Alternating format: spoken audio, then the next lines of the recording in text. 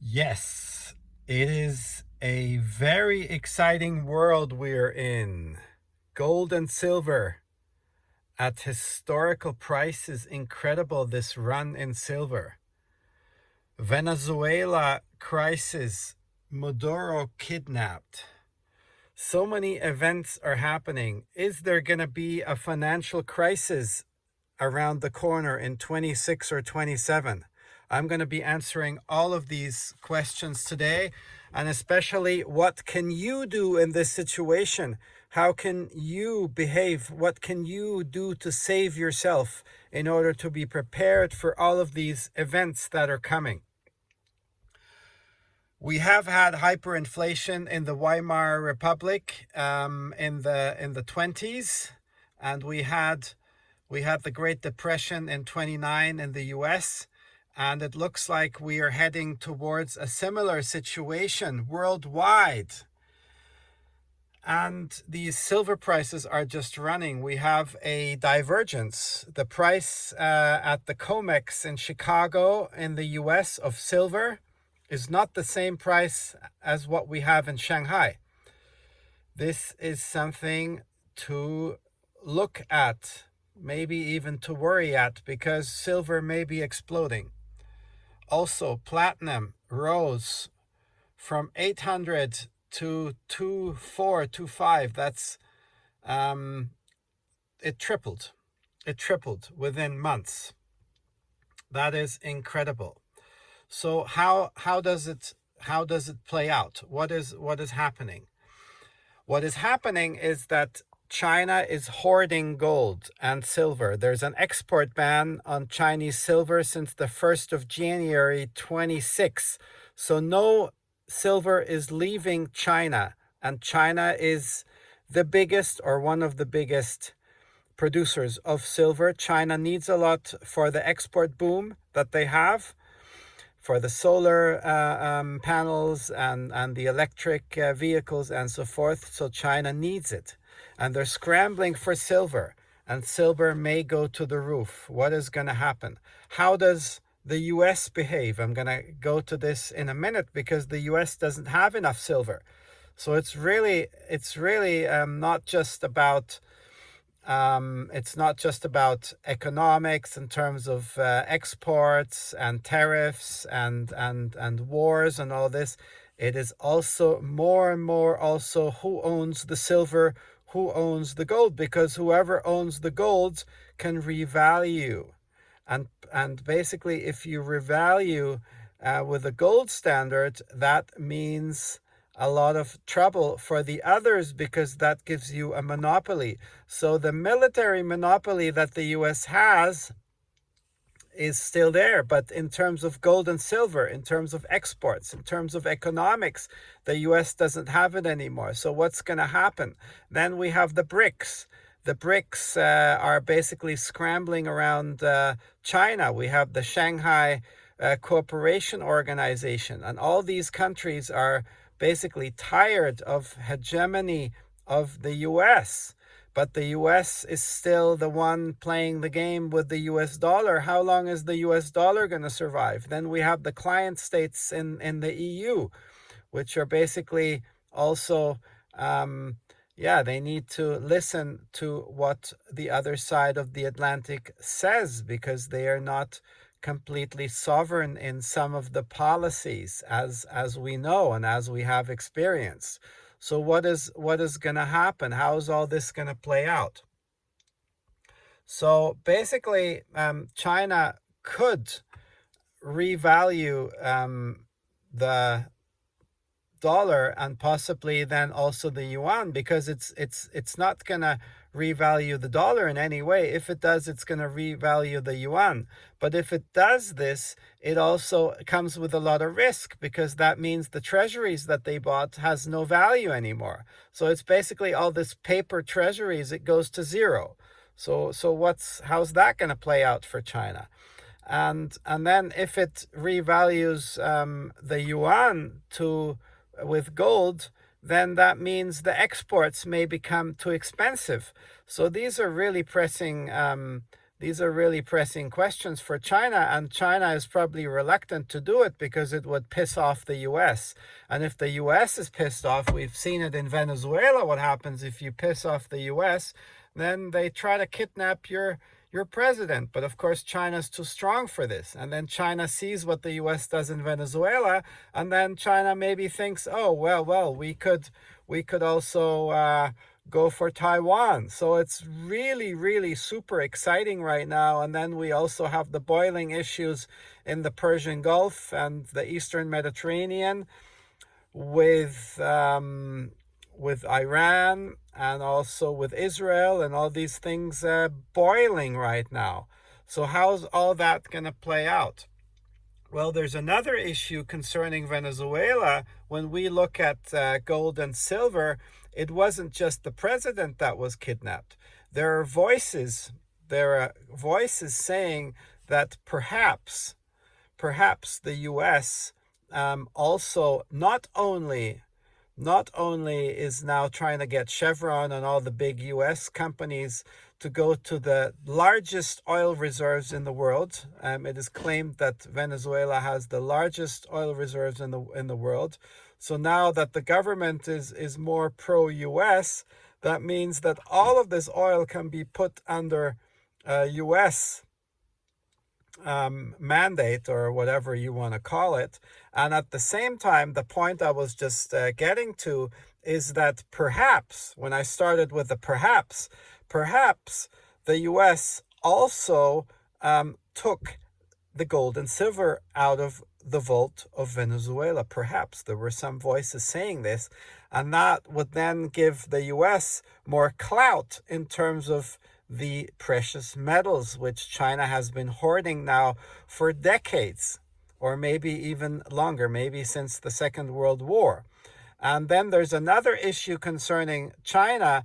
A lot of voices in the West claim that the debt to GDP ratio is very high at 300%.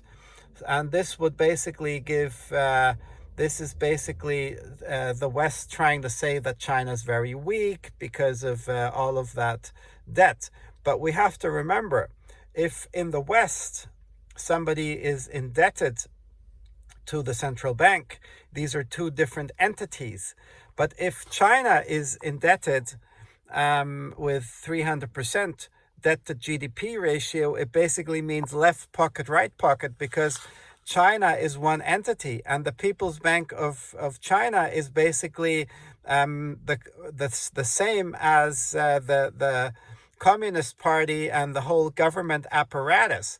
So this is just something on paper where there's a debt.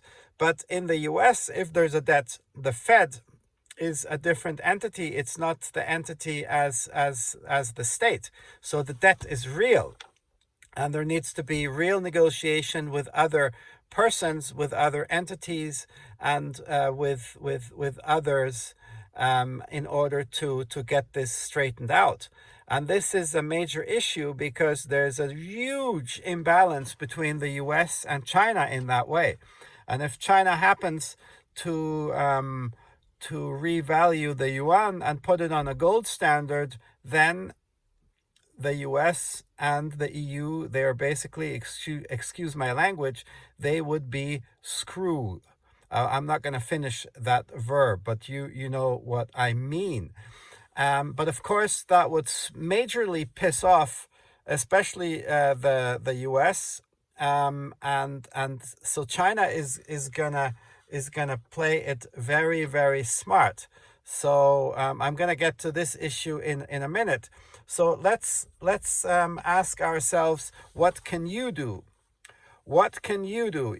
Can you still buy gold and silver? Yes, you can still buy gold and silver, because it's probably going to play out in a way that when China does revalue the yuan, it is going to be, if you look at today's inflationary scenario, it would be like 20,000 US dollars per ounce of gold, and now we have 4,300, 4,400, something like this.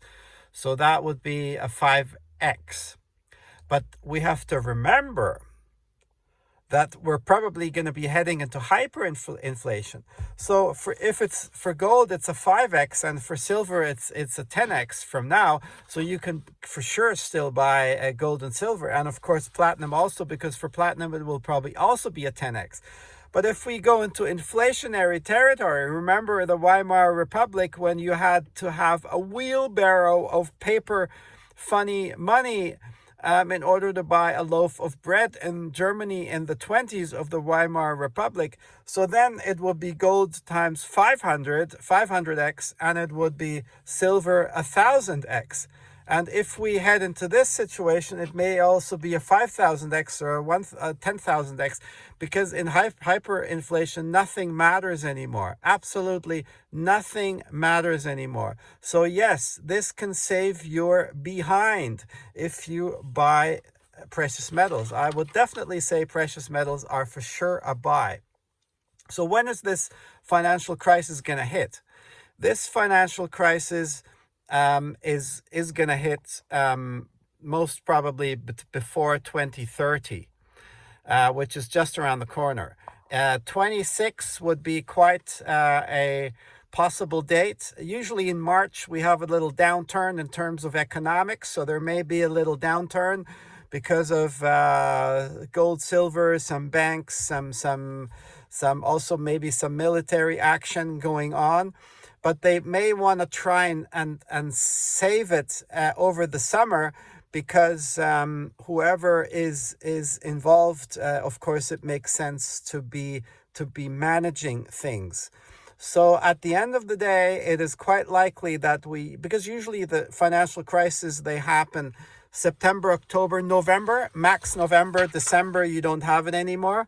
So this is really absolutely around the corner. Excuse me, I dropped my paper. I'm just going to pick it up.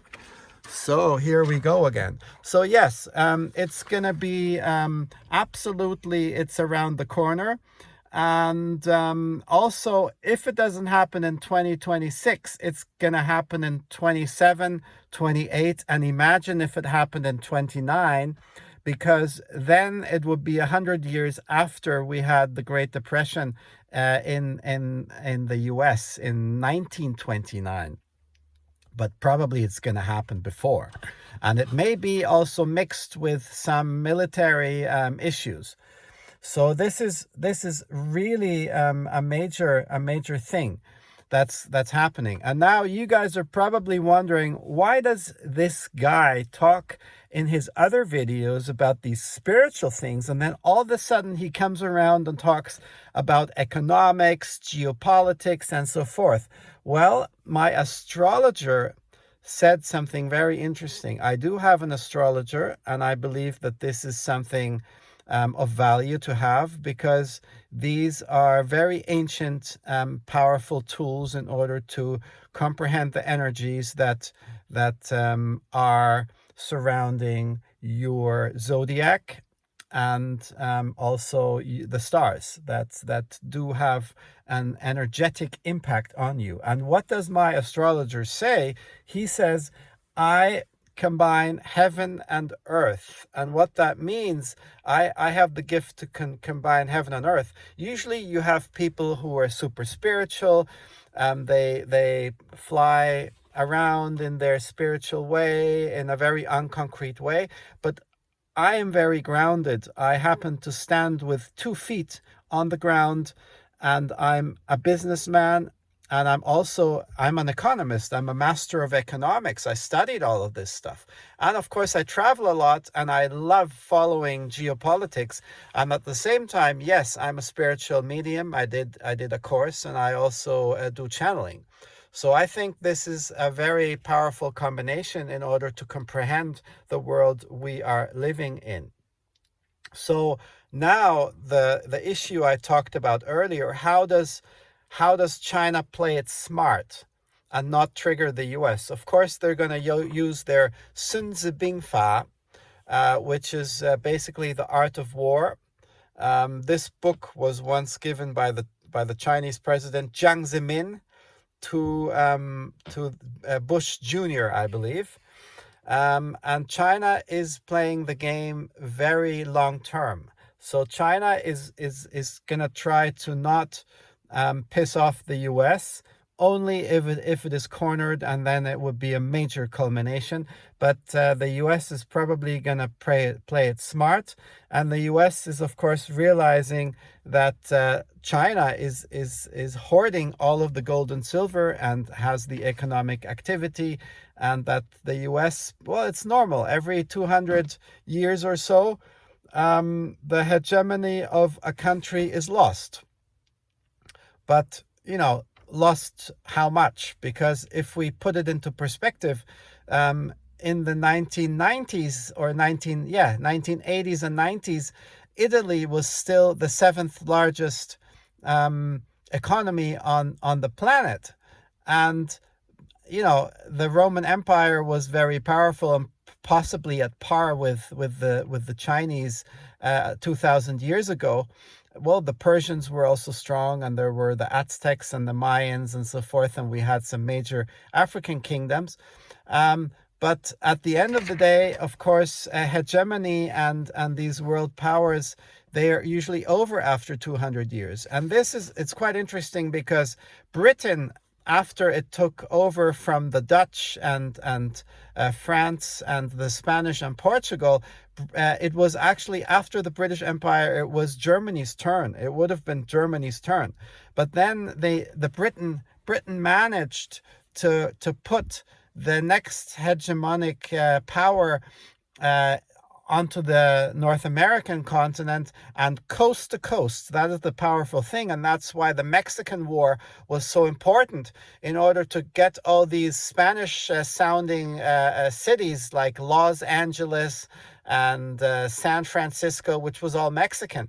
So it was super important for the US to get all these Mexican territories, because only after you had truly coast to coast, then you could create this empire. And it was very important for Britain to make sure that it would be the US, because you have to remember that the US was at one point, and who knows how it is, a plantation of the UK. And if you can make your plantation the next hegemonic power, then basically you're still staying in power. And if you look at the powerful city of London, it brilliantly managed this, of course, making sure that coast to coastal US would take over and be the hegemon of the world instead of Germany. That's why we had the First and Second World War. But now, of course, we have a new player on the block, which is China. And then it would not be the UK and the US managing it to such an extent, although we don't know what the real power play and the internal issues are, because the big question is if China will become a really autark, sovereign, monetary policy new kid on the block, because it really depends on if China can kick it off with gold and silver in their own way, or if there's still interference and interplay from the old kid on the block. And this is really, I think, what is gonna make the big difference, if China really becomes sovereign, or if it will be an inside deal because of threat of military and other threats, that they sort of share the power still to a certain extent.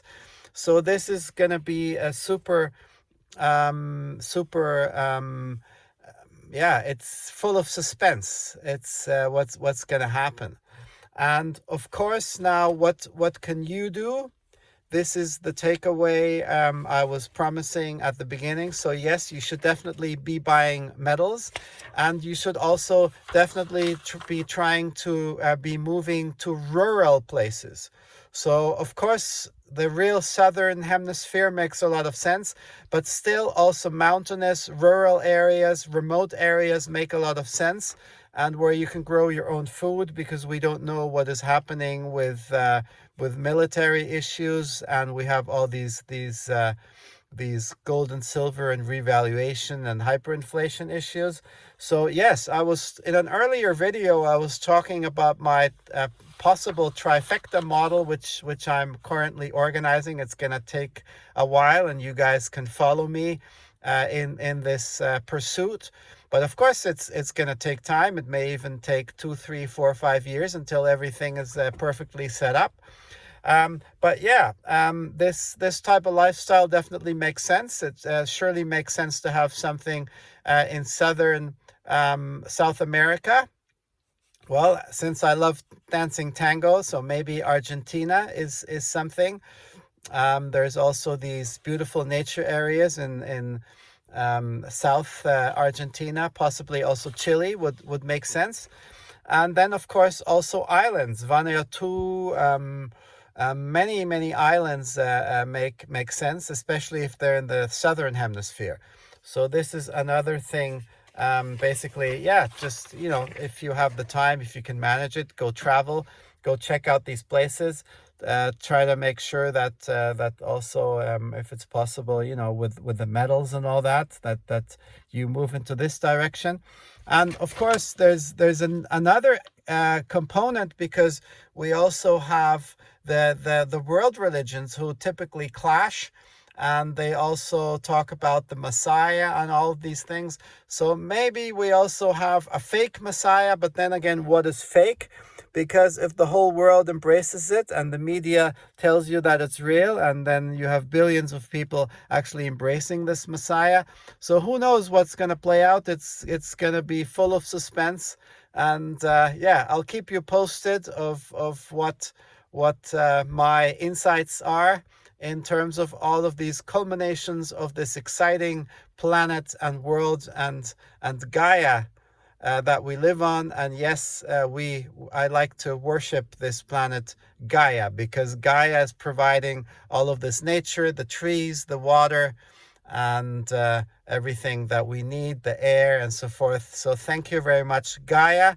And despite all of this culmination and all this stress that Gaia will have, I want Gaia and us humans to live in a peaceful manner. So I hope that we do have peace, and that is what I'm working towards, in order to make sure that the inner deep power, what this channel is about, that we all have, that we are sovereign human beings, that we can live in our inner way that gives us strength. So yes, this is what I believe is important, that we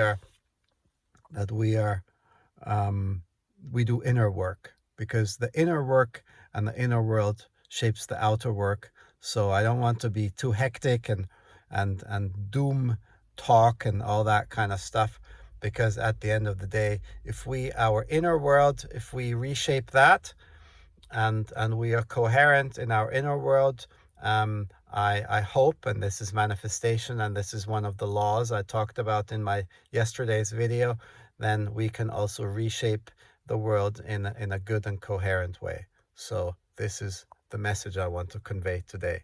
All the best.